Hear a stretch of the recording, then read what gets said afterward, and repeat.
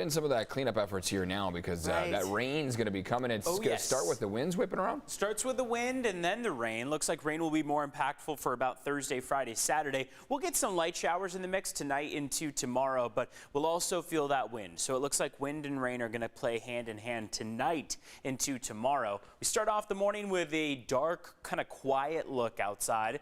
We are expecting some sunshine to prevail between now and about noon, and then we'll see those clouds really condense and that chance of showers start to steadily strengthen following about 4 and 6 p.m.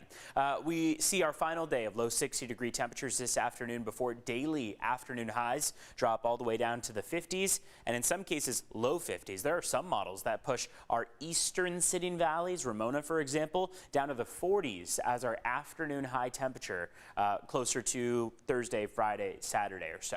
Sunday is going to be a day where we wrap all of this up and start to move toward drier weather. So here's that daily rain chance. You can see how tonight into tomorrow we do have that chance existing, but we're going to have a much better opportunity at more widespread moderate precipitation for Thursday, Friday, and Saturday. Sunday is going to be a day where showers break apart around 8 to 10 a.m. Monday is expected to be our first full day of completely dry weather out there, but temperatures are still going to stay on the cooler end going into Monday. Let's talk about the first wave of moisture that comes towards us. This is a 1-2 punch. We've got two different troughs of low pressure that are going to be sinking in. The first makes more of an inland trajectory. So that inland trajectory is going to keep it mostly dry for us here in San Diego. It'll give us a few showers along our coastline, but you can see how light these are. There's some pockets of more moderate activity expected, but all in all, between Tuesday and Wednesday, we're expecting all of these totals to come in at just about 1/10 to maybe 2/10 of an inch. Pretty light overall.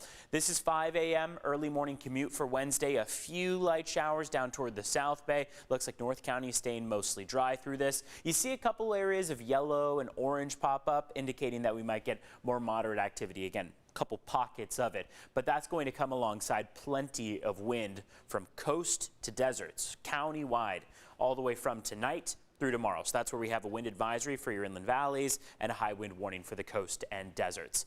Winter storm warning for your mountains where snow can be expected above about 2,000 feet. Final day of 60s in the forecast. Enjoy those temperatures before we see that cool down from tomorrow all the way through your weekend.